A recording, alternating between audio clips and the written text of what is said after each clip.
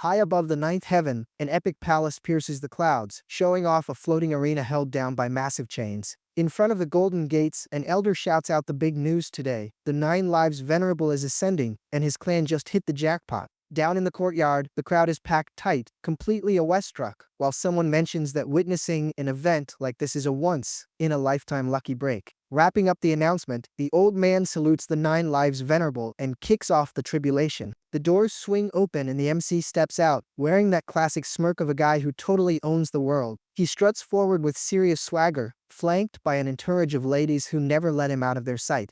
Taking it all in, the MC shoots a look of pure steel, backed by a squad of empresses that commands total respect. Up above, 2 women spot a flock of birds scattering, completely spooked by his massive presence. Someone, clearly annoyed by the guy's attitude, asks if this 9 lives venerable isn't showing off just a bit too much. Another spectator, totally mesmerized, admits the MC is incredibly lucky. Every single one of those 8 empresses is an absolute catch. A veteran cuts through the rookie's chatter, demanding silence and respect for a spectacle that will never happen again. Memories bring back his path of destruction. He crushed the Yaw clan and literally wiped the demon realm off the map. Unbeatable by nature, the MC sliced through his enemies with his scarlet blade like a hot knife through butter. Without a single drop of mercy, he proved himself to be an absolute powerhouse, sweeping any obstacle right out of his way. Back to the present, the MC stares up at the sky with the heavy gaze of a guy who controls destiny, fully ready for the clash. With a slight smirk, he puts the universe on notice that his ascension is happening today. Sounding totally defiant, he throws the question to the wind,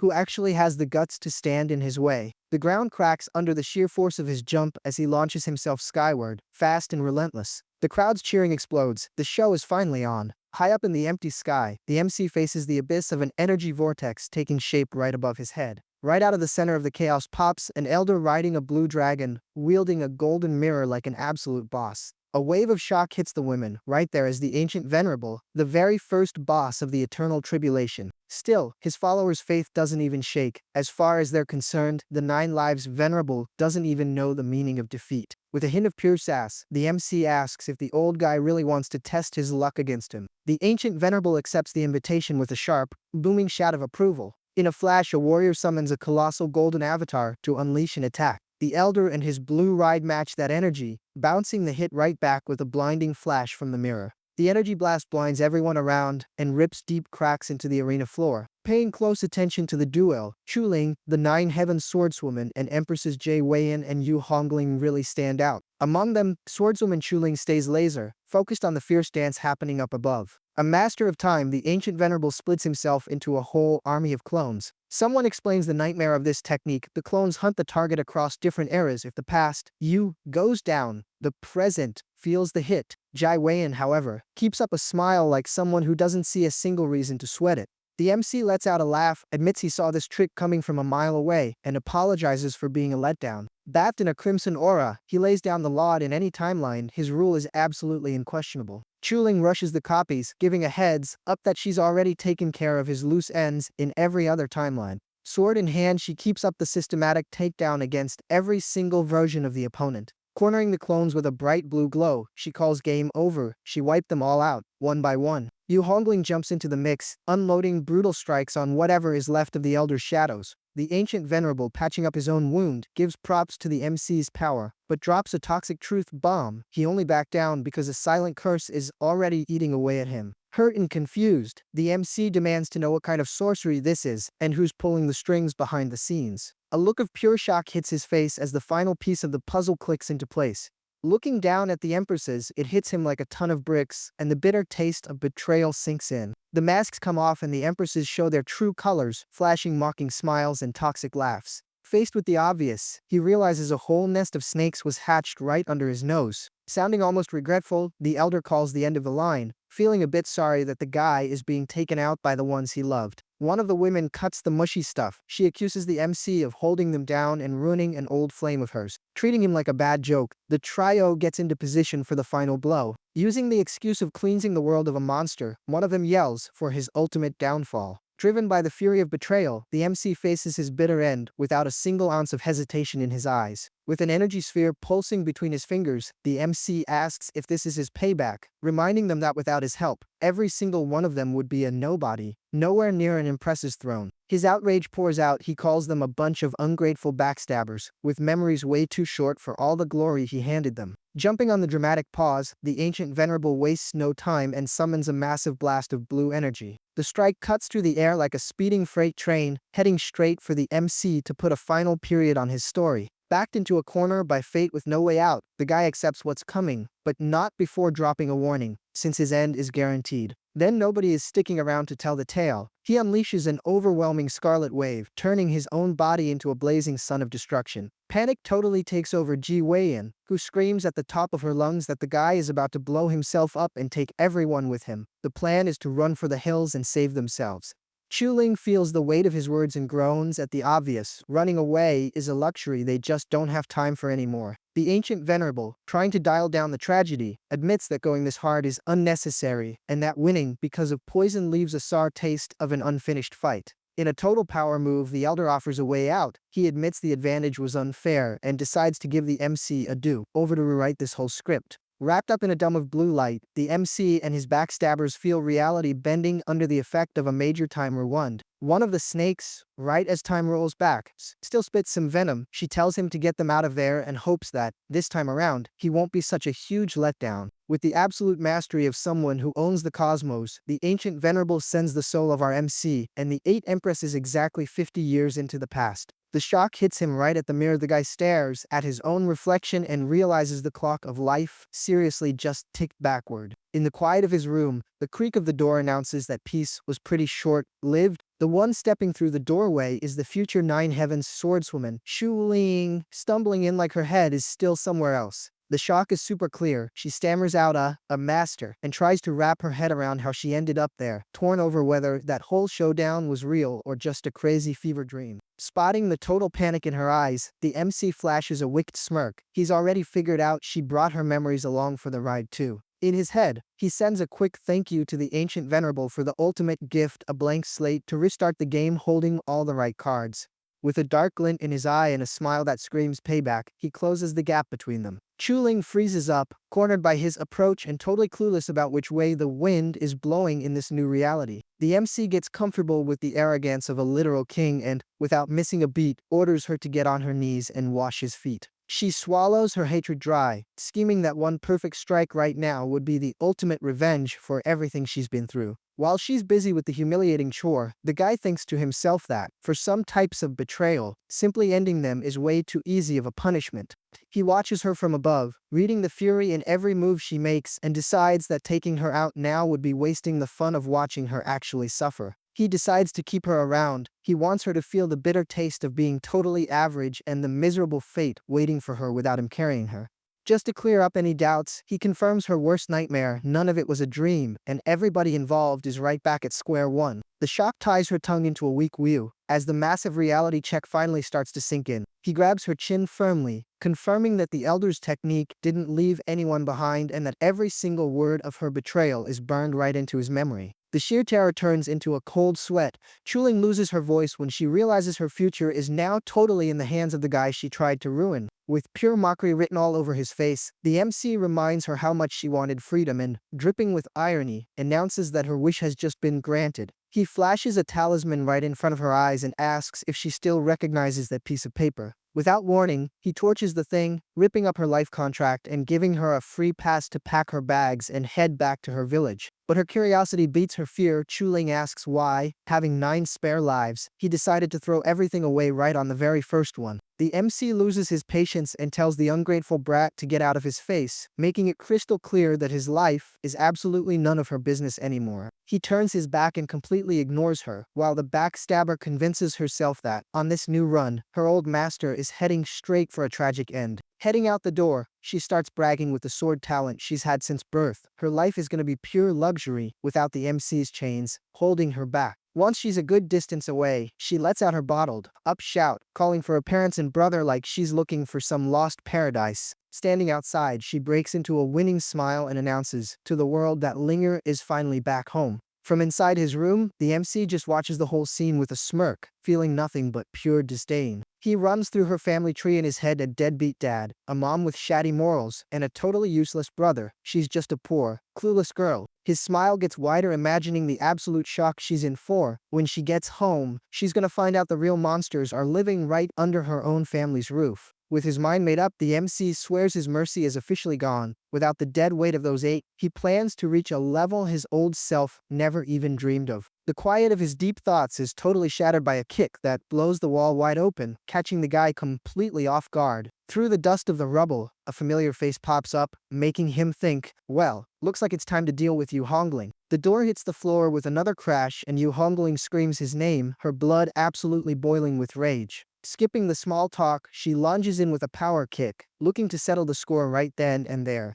Super quick on his feet, the MC blocks the hit and pins her leg down with the total confidence of a guy who knows the game. He yanks her right up into his personal space and, staring down the danger in her eyes, asks if she still has the nerve to try something against him. With her totally pinned and grabbed by the chin, Yu can only react in shock, asking what the heck he thinks he's doing. With a look full of pure fury, the MC drops an ultimatum. She has until the end of the day to fix that door, or his patience is going to expire right along with her. Stomping her foot, Yu Hongling yells that she's not lifting a finger, and if he wasn't constantly in her way, she'd already be in another guy's arms. He squeezes her even tighter, firing right back at her. He lets her know she needs to actually stay breathing first if she wants the luxury of meeting this other dude. Feeling the heavy grip of his hand, Yu stammers out a forced yes, fuming on the inside over the fact that, even with time rewinding, she's still no match for his strength. Without a single ounce of gentleness, the MC tosses her onto the floor, dropping her like a sack of potatoes and pulling a cry of pain out of her. The impact is harsh and Yu just lies there, sprawled on the ground, totally out of juice to even pull off a quick comeback. Still down, she glares at him with whatever outrage she has left, asking how he has the nerve to treat hers like this after everything they went through in their past life. His reply comes back ice cold: that was a whole different lifetime, and on this new run, the slate is wiped clean and they owe each other absolutely nothing.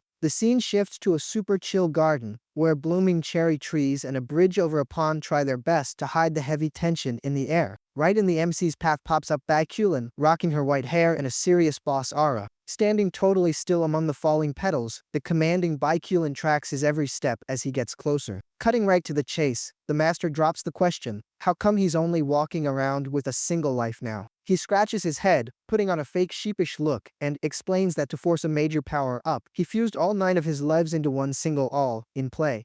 Chuling brings some news. She claims she found the secret to taming that chaotic power and orders him to just treat everything he went through like it was nothing but a dream. Her warning hits like a judge's ruling. She forbids him from making the same mistake twice and promises a hardcore punishment if she spots even a tiny spark of rebellion. The MC totally scoffs in his head. He seriously doubts she found any real method, because he knows perfectly well that if he hadn't sucked the poison into himself back in the day, she'd never have made it to the throne. Up on a mountaintop, he does the math and the bummer kicks in. He's been knocked all the way back to the 5th level of true refinement, and is gonna have to grind like crazy to level up all over again. While summoning his own power, he throws a question into the void, wanting to know if his old partner in crime is still rolling with him. A blue screen lights up in response. The system confirms it's right there and announces it's now the actual Heavenly Tao, with zero need for recharges, bringing genuine joy to the MC. But the honeymoon phase doesn't last long. The MC complains when he sees the system gifted him the eternal calamity, while the AI fires back that his own ruthlessness is definitely right up there too. The system backs up its choices since he's the host. He totally deserves the most brutal option. The guy says thanks with his usual heavy sarcasm and tells it to just hit play on the training. With the 9 lives immortal heavenly scripture active, the cultivation kicks off under the system's command, while the MC meditates, completely soaked in a golden glow.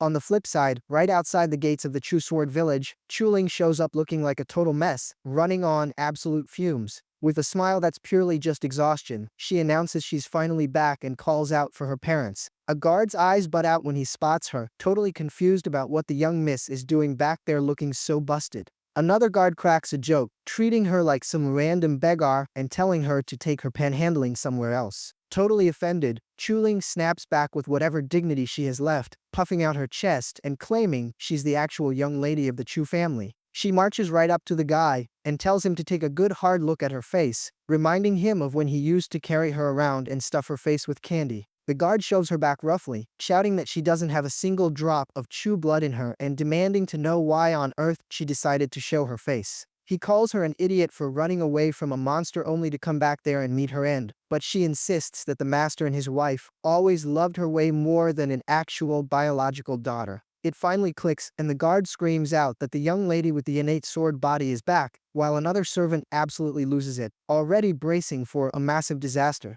The gates swing wide open for Chu Xiangxin and Zheng Shuyu, who welcome her back like it's a huge party. Her dad swears the hole she left behind was absolutely massive. Totally desperate for some comfort, Chuling runs right into their arms, celebrating the fact that she's finally home sweet home. Her mom wants the scoop on where she's been all this time. The girl apologizes, makes up a story about being kidnapped by the Great Tao sect, and swears that now she's out, she's never leaving again. Bawling tears of pure relief, her brother Shu Shifei thanks the heavens above, looking at his sister's return like it's his own personal get out of jail free card. Back on the mountain, the MC puts all that stacked experience to work and speedruns the process, jumping from the 5th right to the 9th level of Chu Gathering in a mere 15 days.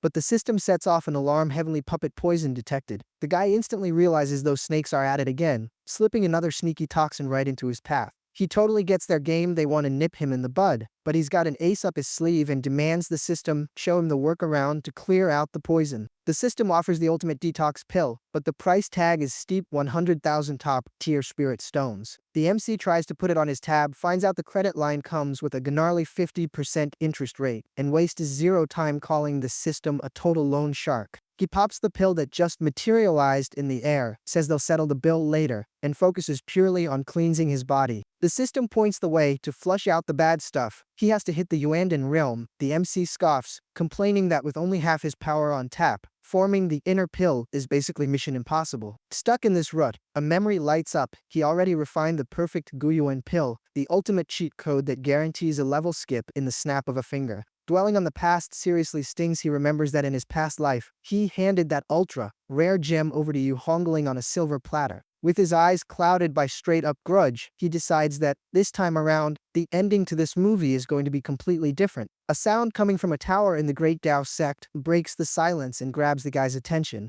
A messenger bird flies across the sect's skies announcing that Yu Hongling just shattered every record, bagging Guyuan pills and a bunch of other goodies as her prize. The MC has to hand it to her. The future empress is fast, seeing as how he, even with the system's VIP help, only managed to beat her time by 2 days. He decides it's high time to head down the mountain, and the system, getting curious, wants to know exactly where this little hike is going.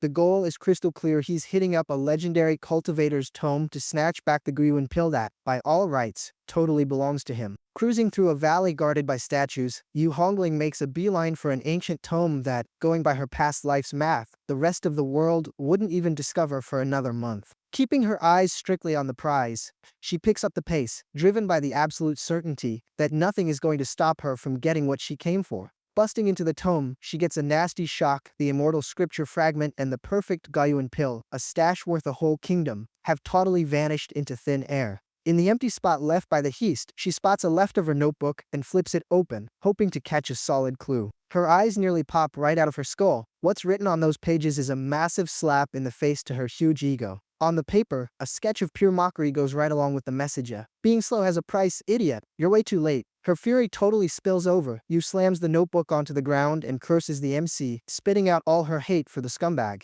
Before she can even process her toxic mood, chains of golden light shoot out of nowhere and lock her down, springing the ultimate trap. Completely strapped down by the magic shackles, she screams up at the sky, demanding the guy show his face and let her out. After 3 long days in time out, she finally breaks free from the chains and takes off, absolutely blind with rage, heading straight for the sect's courtyard. Standing right outside his room, she tries to kick the door down, screaming for the guy to show his face. The counterattack is instant. A golden barrier blocks her strike, totally shutting out the trespasser. The impact from the magic defense is solid, blasting you backward without even breaking a sweat. The MC pops up at the doorway with his usual sass, asking if her upbringing completely skipped the part about knocking before you enter. Foaming at the mouth with rage, she tells him his bullying isn't working and that she'd rather face the end than ever bow to his orders. In a flash, she completely flips the script, trying out a super sweet act to get him to open the door, but the MC cuts the drama short and tells her to beat it.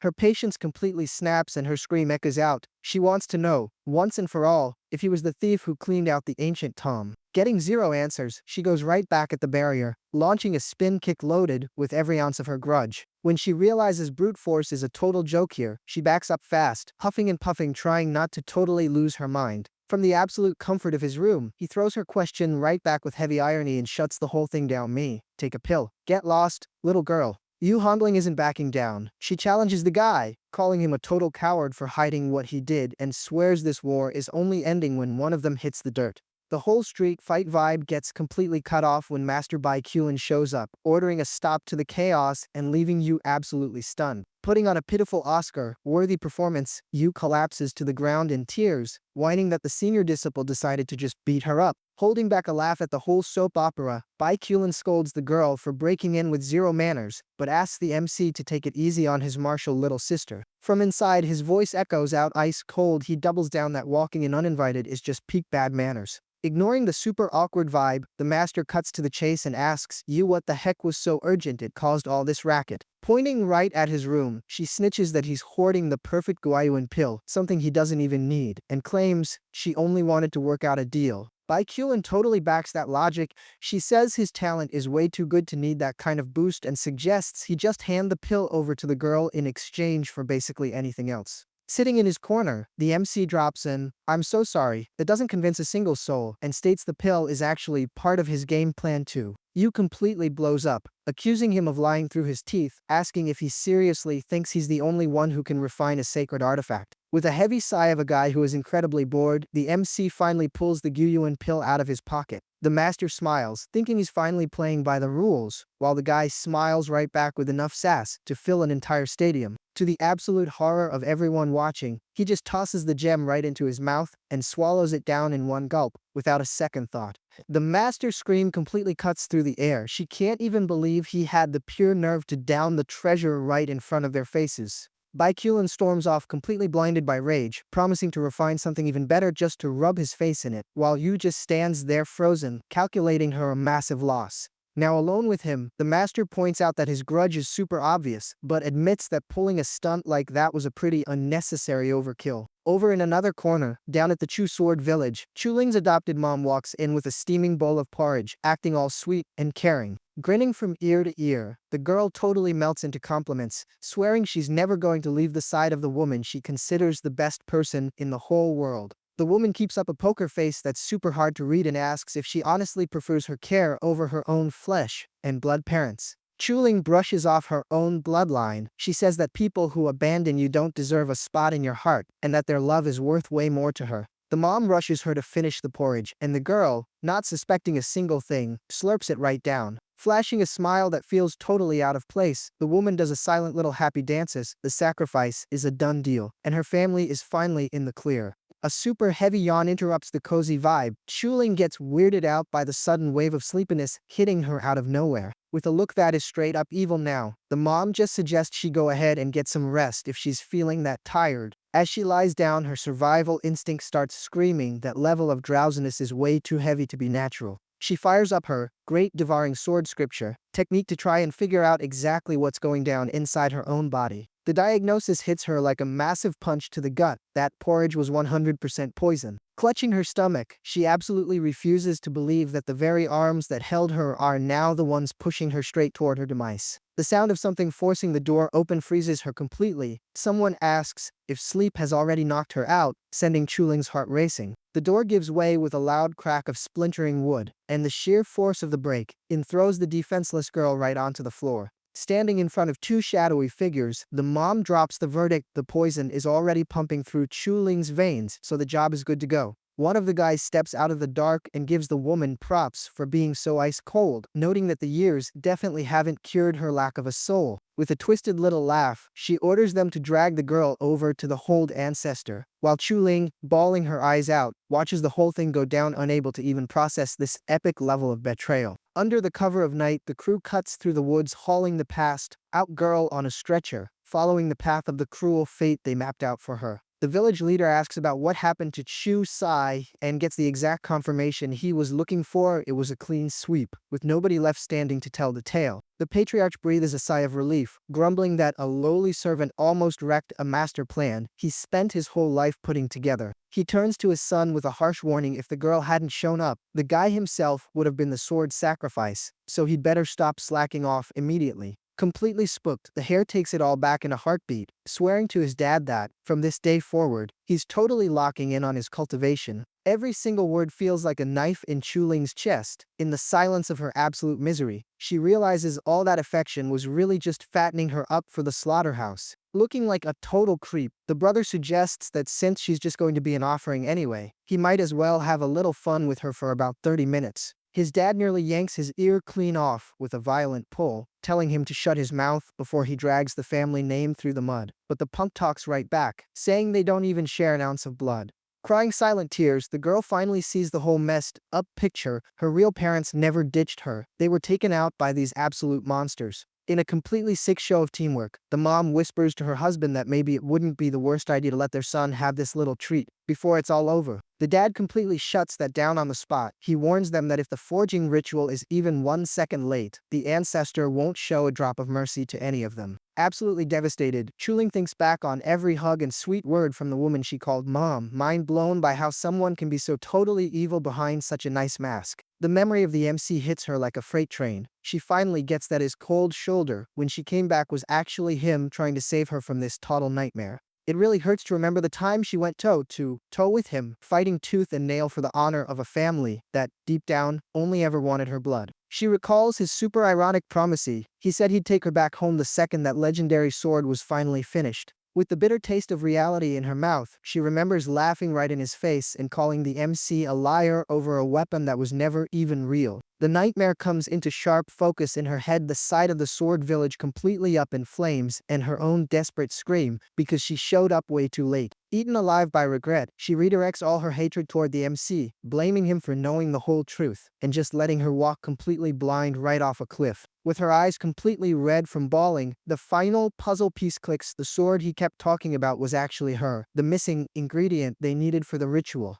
In a state of absolute shock, she's paraded right toward her final act, handed over to her end by the very people she once called family. Watching the whole freak show from afar on a magic screen, the system points out that the girl, knocked into a deep coma, has zero clue about the poison the Chu family is spitting. The MC just lets out a quiet chuckle. He mocks the whole situation, saying that someone who was once an emperor wouldn't ever get taken down by a basic sleeping potion, and that she's only faking being asleep because the truth is just way too painful to face with her eyes wide open. The system asks if there are any rescue plans, but the guy replies with ice in his veins. He admits he's actually getting a kick out of the whole scene. Flashing a downright wicked smile, he adds that, at the end of the day, Chuling is tough enough to get herself out of this mess all on her own. Down in the Forge lands, the backstabbers bow down to the figure ruling the top of the stairs, paying their respects to the old ancestor. Up high, deep in meditation, Chu Kangxing watches the crew arrive with the weight of centuries in his eyes. Seeing the girl delivered on a stretcher, the elder approves the merchandise and orders them to bring her right to him without delay. The old man invites the family to watch the birth of the demonic sword, and his subjects thank him for the honor like they just won the lottery. In a snap, the colossal furnace wakes up, roaring with flames that totally devour the air. Out of the fire, a pitch-black blade emerges, floating in the heat and giving off a fierce energy that sends shivers right down your spine. The ancestor explains that this piece is the result of 30 solid years of obsession, and now all that's left is its final baptism. The adoptive dad rushes to kiss up to the old man, guaranteeing that with this weapon, the void-breaking realm will finally be right in his grasp. With an authoritative wave of his hand, Chu Kangxing kicks off the ritual. Under his command, multiple swords fly straight into the fire, guided by his energy. The blades melt right into the main metal, and the weapon starts pulsing with a crimson glow that lights up the whole room. The ancestor's shout cuts through the heat. It is officially time for the ultimate offering. The loving dad lifts Chuling in his arms and justifies the awful act. He says her final send-off is the whole reason she was raised with so much care all these years. Without a single drop of remorse, he tosses the young girl's body right into the blazing heart of the furnace. Arms crossed, the son just complains about the waste. Watching the fall of the girl, he called his sister with a total smirk on his face. While plummeting toward the fire, Chuling seems to snap out of her trance, mumbling something nobody can understand before the flames swallow her up. Right in the middle of the blaze, the black sword darts toward her. The girl's scream echoes out as her clothes turn to ash under the blade's sheer power. A red glow takes over everything, the sword pulses, finally forged, throwing off a super dark energy that feels like pure doom. The adoptive dad backs up, suddenly hit with total panic when he sees the ritual taking a turn he definitely did not plan for. All of a sudden, a hand wrapped in blue flames grabs the sword's hilt, leaving the patriarch absolutely petrified with fear. Floating right out of that inferno, Chuling pops back up wielding the demonic blade, proving that the Grim Reaper decided to take a pass on her this time around. The adoptive mom completely loses her mind, her jaw dropping at the impossible sight unfolding right in front of her. Even old Chu Kangxin loses his cool. He stares at the scene, totally clueless about how an offering managed to overpower the master of the furnace. Not giving anyone a second to breathe, the girl launches herself at him, moving with a speed that totally breaks the speed limit. In a flash, she channels every single drop of her fury right into the tip of the blade and unleashes a strike of pure, raw power. Completely consumed by rage, the elder summons a spiritual weapon to hit the brakes on her attack, letting out a "darn you" that echoes all over the room. The old man's defense just can't handle the heat. The demonic sword's energy shatters his block in a totally blinding explosion of light. Chu Kangxing foams at the mouth with anger, yelling that this is not even close to the right way to handle his masterpiece. With another swift move, she tosses him up into the air, wrapping the elder's body in a spiral of dark energy. With absolutely zero control over his own body, the old guy gets tossed around like a ragdoll, completely overpowered by the girl's overwhelming force. With a hardened glare, Chuling drops the verdict that sword was born for one single purpose, to completely wipe out monsters. She lands heavily right in front of her adoptive dad, who, knocked down and shaking like a leaf, can barely stutter the name of the girl he just tried to eliminate. With her heart in absolute pieces, she demands to know the reason behind this epic betrayal, since she held them in the most sacred spot of her memories. The guy tries a desperate way out. He claims that with her new power, the offering is pointless now, and they can all just go back to being one big happy family. She doesn't buy a single word of his nonsense. With one swift swing of the black blade, she takes him out of the equation entirely, putting a permanent end to the patriarch's lies. Glaring at her adoptive brother, she defines him with a single word, monster, making absolute panic overflow in the guy's eyes. The punk drops to his knees, begging for mercy and groveling like a dog, hoping she'll somehow spare his miserable life. Raising her steel for the grand finale, she fires back with ice in her voicer. He isn't even worthy of being compared to a dog. Tuning out the chaos for a second, the adoptive mom watches everything from a distance, her soul totally paralyzed by the shock. Seeing Chuling walking up completely covered in the messy aftermath, the trembling woman asks where the others went. With a level of indifference that actually hurts, the girl throws the question right back. She wants to know exactly who she's talking about.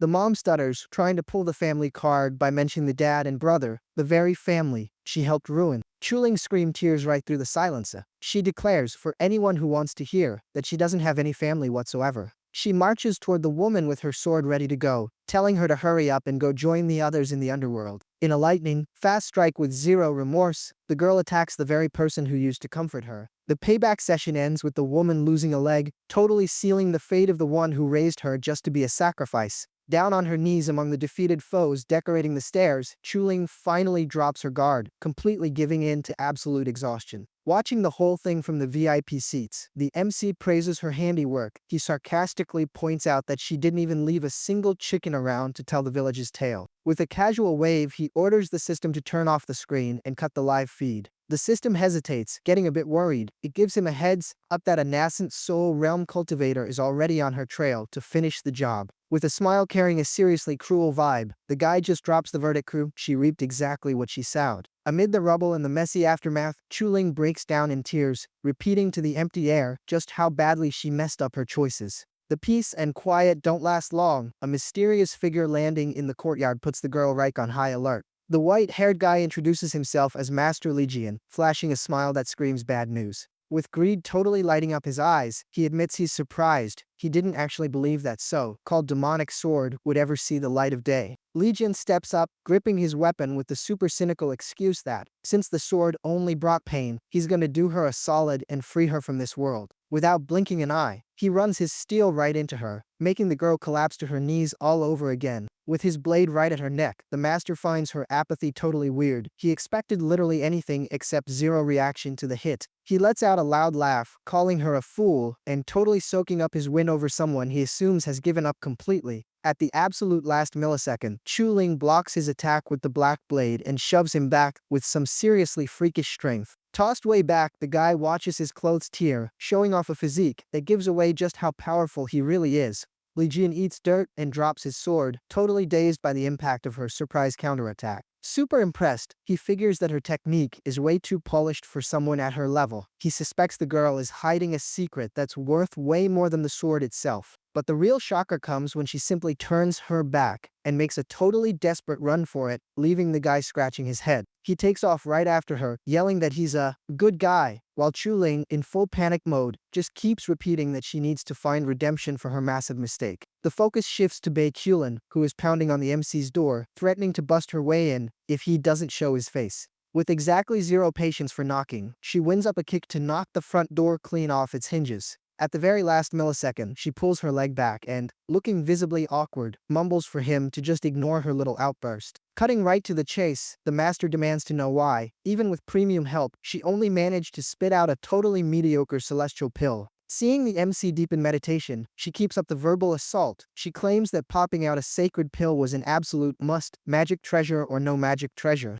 Baikulin blows up, accusing him of sabotaging her progress, and slapping the ultimate bad guy label right onto his forehead. He doesn't even flinch. While the system asks how he puts up with all this barking, the MC decides to tune out the noise to focus on what really matters, his own legendary status. Right then, the master turns her verbal machine gun on Hongling, telling her to lower her voice and asking what her own incompetence has to do with Lu Ya. Trying to excuse the total disaster, Hongling admits that, in the past, the MC always fine-tuned every single treasure so her level-ups would be flawless. This time, trying to fly solo, she completely messed up her own key flow and popped out a second-rate celestial pill. The master cuts her whining short with a harsh reality checkry. She tells her that Louis used to stay up all night refining and tweaking every single item before handing them over, and asks how on earth the disciple had the nerve to think mixing random garbage together would actually work. That hits like a truck and Hongling gets a massive lump in her throat. With tears welling up, she asks if her whole easy ride in life was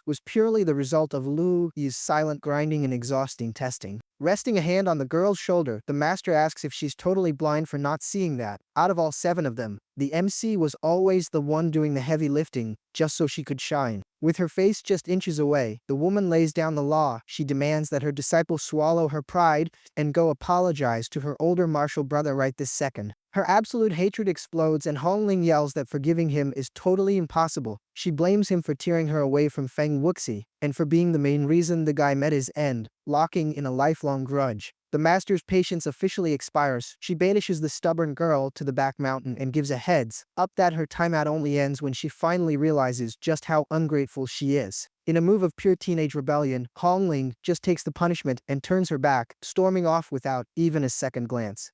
In the total quiet of the rocky ground, a barefoot steps down firmly right next to a sword planted deep in the dirt. Chuling stares up at a staircase that looks like it goes on forever. Totally exhausted and covered in scrapes, she drags whatever is left of herself up the mountain. Running on absolute fumes, she looks up at the peak and whispers the name of the great Tao sect like it's her very last prayer. The welcome committee is super tense as the sect's guards surround the girl, demanding to know who this intruder is that had the nerve to show up out of nowhere looking like a total wreck. Collapsed on the ground and crushed by the pain, Chuling tries to use her final breath to explain that it's actually her, totally begging them to recognize her. One of the sex girls jumps in, telling her coworkers to chill out so the whole thing does turn into a total tragedy before they even figure out what's going down. A guy takes a serious look at the scene and confirms it to the crew. The girl is in super bad shape, and if she doesn't get some hardcore first aid right now, she's not going to make it through the day. A massive standoff happens. Amidst the whispers and second guessing, the sect members are completely torn between helping the intruder out or just leaving her to her fate. With an attitude that screams pure authority, the white-haired senior shows up to cut the chatter and finally put some order in the henhouse. She assigns a 24/7 watch over the girl and leaves a crystal, clear warning hanging in the air. Nobody moves her an inch unless she personally signs off on it. The news reaches the MC's ears. A disciple lets him know that some chick named Chuling is outside, making a massive scene trying to get in. Hearing the girl's name, the MC doesn't move a single muscle. He shows a level of disdain so deep it makes it crystal clear her fate isn't worth a second of his time. He drops it straight up that he doesn't even know who she is, tossing out any idea of helping with a coldness that absolutely chills the room. The sect's logic follows the master's lead. If he says he doesn't know her, there's zero reason to waste perfectly good meds on her. They decide to just leave the girl to her crappy luck. The system pops up to poke the bear and asks if the MC is seriously gonna let the poor girl kick the bucket without lifting a single finger. With a smile like a guy holding the ultimate trump card, he remembers what an absolute monster she was in the past and lays it out a bad weed like that doesn't just get blown over by a little breeze. Totally clueless about his mind games, the disciples just watch the MC walk away with the indifference of a guy heading out to grab lunch while the world literally falls apart. The sect officially washes its hands of the situation and tells her pursuers the coast is clear they can take the girl because the great Dao Dao isn't gonna get mixed up in this trash fire. The bad guys are already tasting victory, totally believing that playing executioner is going to be an absolute walk in the park. One of them is already charging up his fists with some deadly frost, super ready to pulverize any shadow that dares to get in his way. The air suddenly feels like it weighs a literal ton. The sky seems to crash down on everyone's heads when a totally crushing aura invades the perimeter. The white-haired senior's command cuts right through the clown show. She drops down from above, fully ready to stop them from taking the girl at absolutely any cost. Hovering there with the majesty of a literal goddess, the woman glares at the invaders with a look that promises a fast-tracked funeral for whoever takes the first step. The disciples are shaking in their boots. The sheer shock of seeing their ultra-powerful master stepping down onto the battlefield totally paralyzes everyone. She calls off the hunt completely. She announces that nobody is laying a finger on the girl because she is now strictly under the master's protection. The bad guy is absolutely boiling with rage over being shut down like that, but his survival instinct chimes in to remind him that the power gap between them is a massive, bottomless pit. Drawing her blade with deadly elegance, the senior drops a super salty question. Does the guy actually believe he's got what it takes to go toe-to-toe with her? With one sharp move that doesn't even look like she's trying, she sweeps the invaders away, proving that you take out the trash with a single breath. She turns back to Chuling, who is barely hanging on, and locks eyes with the girl just to check if her soul is actually still kicking inside that battered body. Her mind made up, she orders an immediate rescue op to patch up her wounds, completely ignoring any sect red tape or anyone else whining about it. The sect crowd starts buzzing, whispering that underneath all that icy armor, the master actually hides a heart of pure gold. Lifting the girl up with a care that's borderline motherly, the senior announces that, from this second on, Shuling's life is the absolute #1 priority around here. Watched over by the sacred mountains, the rescue wraps up and the heavy tension choking the entrance finally starts to clear out. Buried in sheets and bandages, Chuling wakes up trying to put the puzzle pieces together on how she actually survived such a brutal nightmare. The white-haired senior tracks every single breath her new prodigy takes, proving that she seriously cares about the girl's well-being. Snapping awake from a nightmare that still burns her skin, the girl jumps up, totally relieved to find herself surrounded by walls that aren't out to get her. Overwhelmed by massive amounts of gratitude, Chuling gets super emotional realizing that total strangers just did more for her than her own family ever dreamed of. With her voice still totally wrecked, the very first thing she does is ask about the MC, wanting to know if he made it out of everything without a scratch. Calling her by the sweet nickname, Linger, the senior lets her know that Lu Yi is buried deep in his duties, and her only mission right now is to get some solid rest. The girl confesses the huge guilt she's hauling around. She wants to apologize for being such a massive jerk to him and admits her judgment of the guy was an epic fail.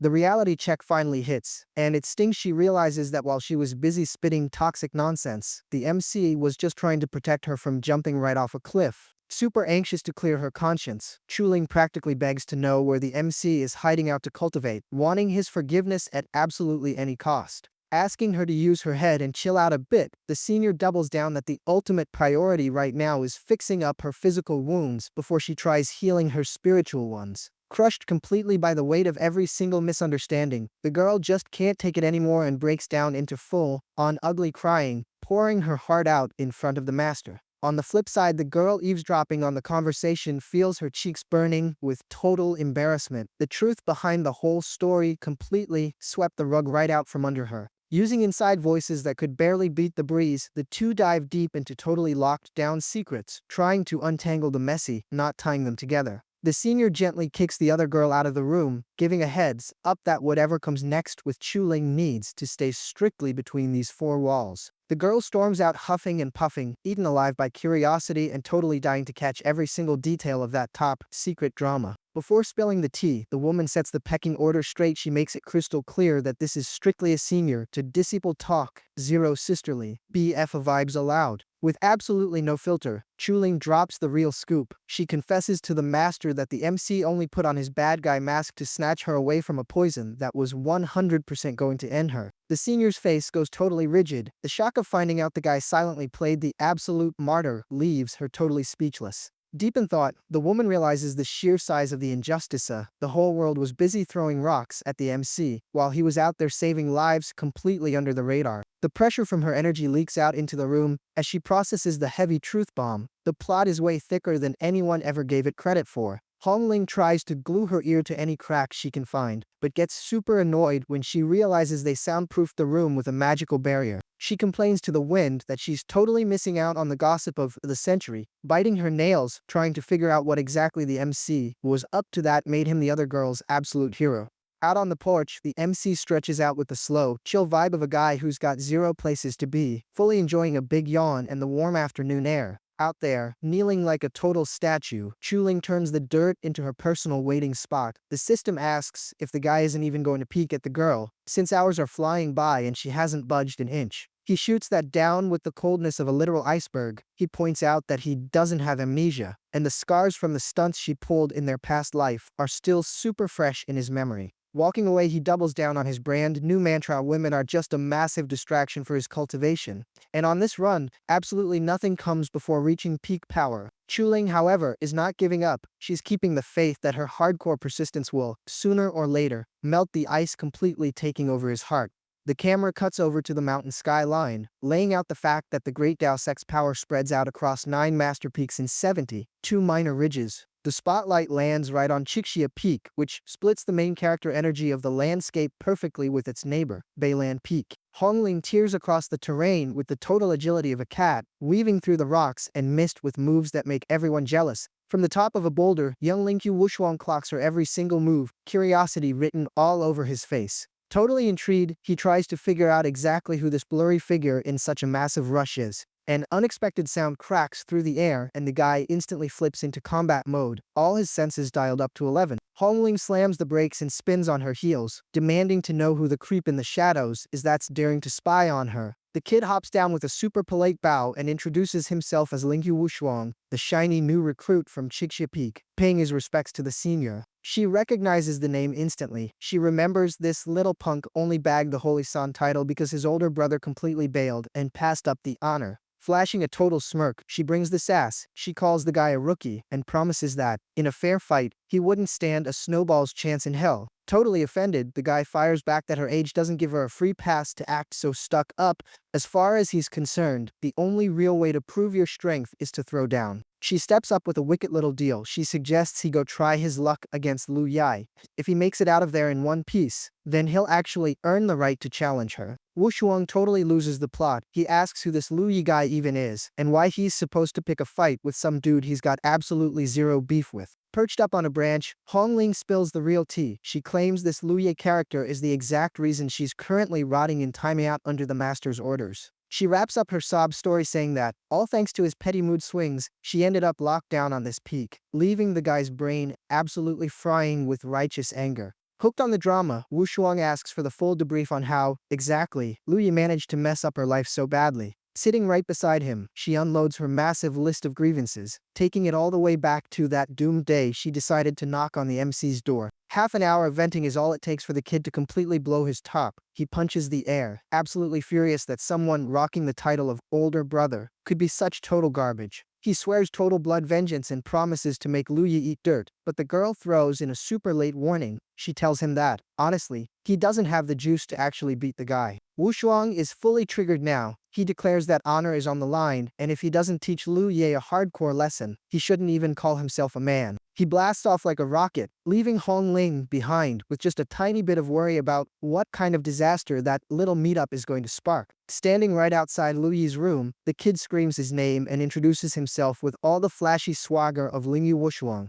Inside, the MC is kinda thrown off. Going by his past life schedule, this matchup was only supposed to happen at the official tournament, definitely not right on his front porch.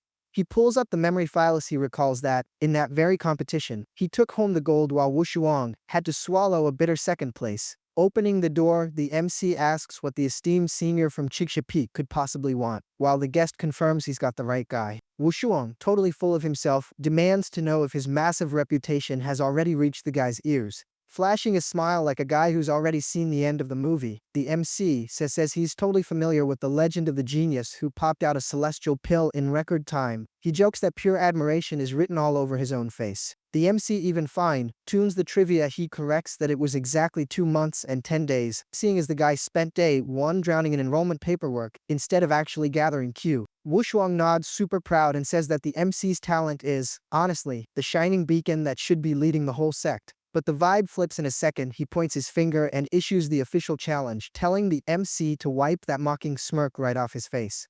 Bringing his usual sarcasm, the guy accepts the throwdown, admitting that a little light entertainment is exactly what he needs to cure his boredom. Wu Shuang lunges with his sword literally on fire and zero chill, while the MC, totally relaxed, mentions just gonna use this chance to hand out some free lessons, since the kid actually has some potential. With a level of disrespect that's basically an insult, the MC catches the flaming blade using just 2 fingers, leaving Wu Shuang's soul absolutely paralyzed with shock. The kid doesn't back down. He spots an opening and swings a heavy punch, giving a heads up that, if he wants to win, he's going to have to drop the manners and actually offend him. For a split second, Wu Shuang actually gets scared of his own punching power. When he realizes the hit is going to connect, he yells that this is not going to end well. Luya just lets out a totally dismissive snort, flashing that little side smirk that always happens right before someone else's disaster. In an absolute blur of speed, the MC vanishes right from in front of the fist and pops up dead behind his opponent, pulling a scream of pure terror right out of him. Not giving his brain even a second to process the move, our guy lands a super sharp chop right on the kid's spine, making him let out a massive yell of pain. Wu Shuang completely eats dirt, dropping his sword and getting pinned down like a bug on a windshield, while the MC just looks down at him with zero emotion. With pure sass dripping from his voice, he asks the challenger if that little free sample was enough to finally calm his nerves. His ego is way too loud. The kid stumbles back to his feet, snatches his weapon back, and shouts that the fight is only over when he says so, totally refusing to take the L. Channeling the absolute peak of his power, he roars out the Chixia sword art, making the metal shine with a golden energy, so bright it practically blinds you. Totally convinced his ultimate move is bulletproof, Wu Shuang charges in full throttle, seriously doubting anyone has the speed to dodge that kind of flash. The MC doesn't even bother sidestepping, he just completely shatters the energy blast with a brutal straight punch, smashing the golden technique like it's cheap glass. It's pure shock and awe. Wu Shuang stares at the broken pieces of his own energy attack, wondering what kind of absolute monster is living inside that guy. Now it's the MC's turn. His fist starts pulsing with a thick, heavy crimson energy that screams danger. He drops a quick spoiler warning. He tells the kid to keep his eyes peeled, because he's only going to show off this move exactly 1 time. Wu Shuang kicks right into full panic mode. His eyes try to track a move his brain already knows is way too fast to follow. With zero mercy, the MC unloads a punch so completely overpowered that the shockwave launches the guy straight into the clouds. Flying through the air like a total ragdoll, the Holy Sun gets completely swept away by the raw, brute force of that surprise strike. Slipping right back into his chill stance, Louis asks with super annoying calmness if the kid managed to really feel the weight of that hit. He glances at the body laid out on the ground and asks, almost just to be polite, if there's any fight left in him, or if he's done getting wrecked. Still gasping for air, Wu Shuang asks what the senior's actual goal was by putting on a show like that. Struggling back to his feet, the kid reveals that the epic beatdown was actually the perfect lesson. He finally figured out the second form of the Chixia art. Faced with this fresh burst of power, the MC just watches, keeping his guard totally down and his patience completely up.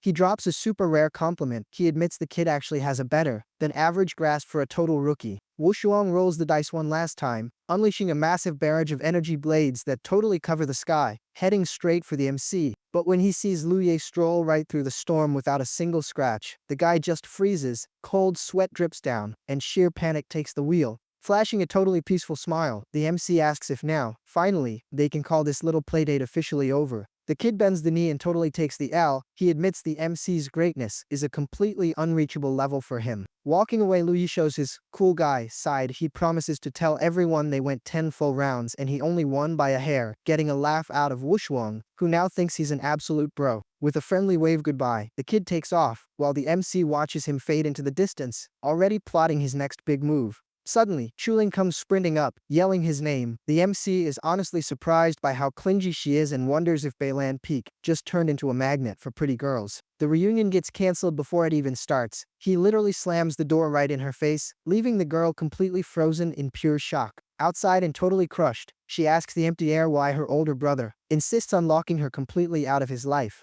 Wushuang, who just happened to be walking by, tries to drop some friendly advice suggesting she go fish in another sea, but all she wants is for Luya to crack the door open and look at her. He turns away, thinking she's totally gorgeous, but super bummed that she's way too blind to notice the absolute hero standing right in front of her. The camera swings back to Hongling, who is busy taking all her frustration out on some crazy fast and precise sword drills. The second she sees Wushuang walking up looking like a total loser, she's already doing a victory lap. She admits her guess was 100% on the money. Wearing that classic told you so smirk, she doubles down that picking a fight with the MC was the most painfully obvious mistake of his entire life. Sitting on a stump, the guy completely disagrees. He defends Lu Ye, saying the dude is a total class act and definitely not the villain she made him out to be. Hongling scoffs. She tells him that sure, he might be an angel with the bros, but his track record with the ladies is straight out of a horror movie. Wushuang actually proves her point, dropping the info that he just saw a totally gorgeous girl begging on her knees at his door, but Miss Air, ice cold, didn't even bother stepping outside.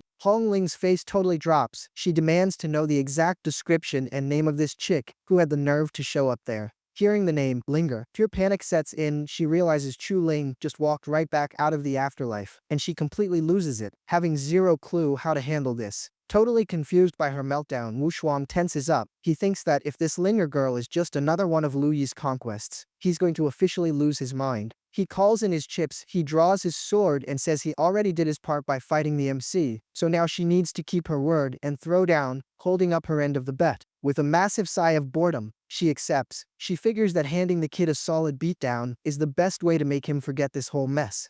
Her eyes flash a super sinister red as she drops a warning: do not expect the kid Gloves treatment the MC gave him, because her punishment is going to be incredibly real. Seconds later, a massive explosion shakes the whole mountain and the guy's cry for help echoes out, literally begging his junior sister to have some mercy. Half an hour goes by before the dust finally settles, revealing the end of the absolute one-sided massacre. Sprawled out on the dirt and totally wrecked, Wushuang can only complain that the girl's hits are way too heavy for a simple routine-sparing match. With absolutely zero patience for someone else's drama, Hongling drops an ultimatum. She tells the kid to completely get out of her face and warns him she doesn't want a single interruption during her training anymore. Exit a completely battered Lingyu Wushuang, whining and wondering if Beilan Peak is some kind of monster breeding ground between sobs. He questions why everybody here is so ridiculously cruel, but swears up and down that his revenge is definitely coming. The silence brings back the elephant in the room. Hongling dives deep into her own thoughts, trying to figure out what on earth dragged Chuling back from the great beyond. Her curiosity completely crushes her fear of getting in trouble. Mind made up, she decides to heck with the lockdown. She's out of there right now to see the mess with her own two eyes. The scene cuts right back to the MC's door, where Chuling is still planted like a statue of pure regret, totally motionless on her knees. With a choked-up voice, she whispers out into the void, confessing every single mistake and calling out to her older brother in a desperate plea for a second chance. The quiet is brutally shattered. The door flies open with so much force that the shockwave knocks her completely backward without warning. After the fall, she scrambles back up on the floor and stares right into the room, her heart absolutely racing with his name right on the tip of her tongue. The shock hits like a ton of bricks. Staring into the totally empty room and realizing he just vanished into thin air, she feels the ground completely drop out from right under her feet.